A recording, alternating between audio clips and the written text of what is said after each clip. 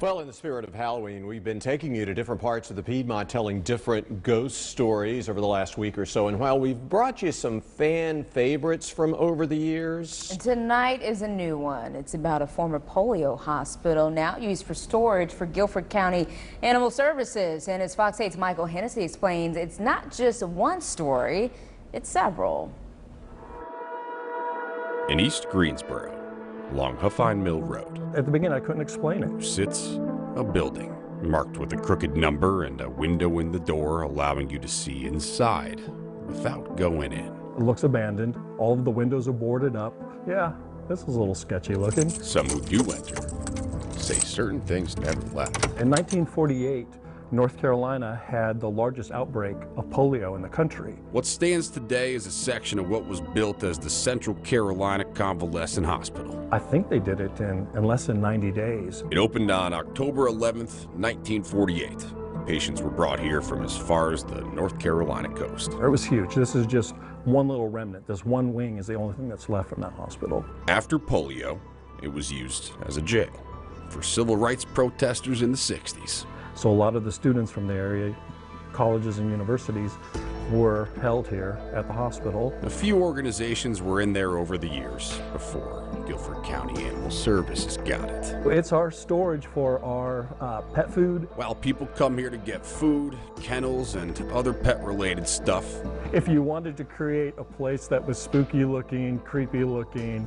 Hollywood would make this. Stephen Carlson's the Animal Services Community Engagement Manager. I was a skeptic at the beginning until you start hearing people's experiences and people that you're working with who are rational, calm people.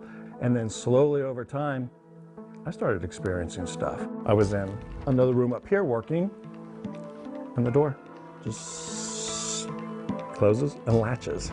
That was my first experience going, okay, this is inexplicable. My boss come in here and walked into a room, and the light switch wasn't on the inside of the door, and she goes, "Where are the lights?"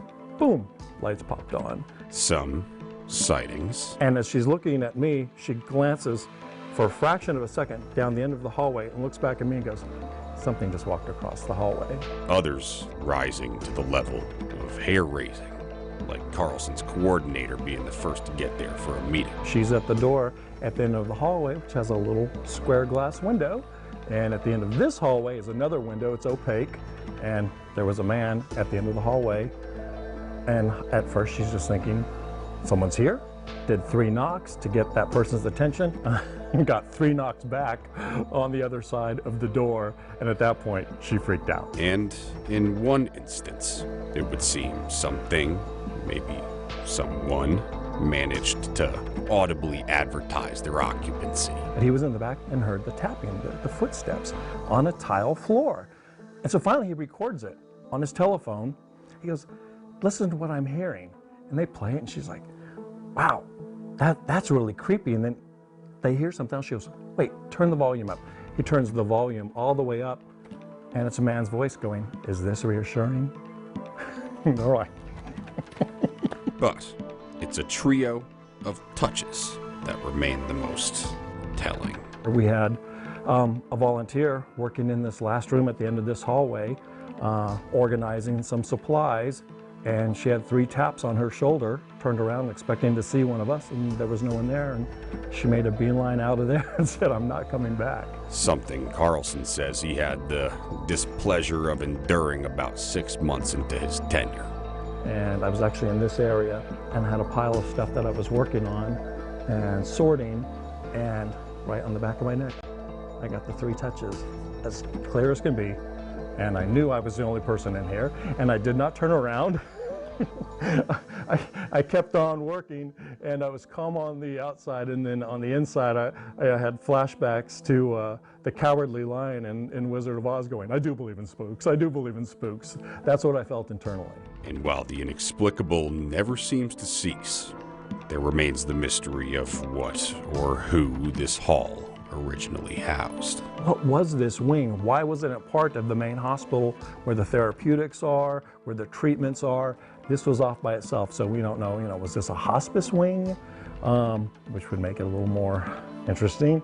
And why, after most of the campus was returned to nature, This portal into the past was left to last. One of my colleagues speculated, goes, maybe it doesn't want to be torn down. It wants to be here. So I don't know. But for our purposes, it has been a good facility to work from, but we'll be leaving soon. We've got a new building to go to, and no one's going to miss this. In Greensboro, Michael Hennessy, Fox 8 News. If you'd like to watch more of our Piedmont Ghost Stories, you can go to our website, myfox8.com. We have a list of them there. You can also listen to our podcast on this topic as well.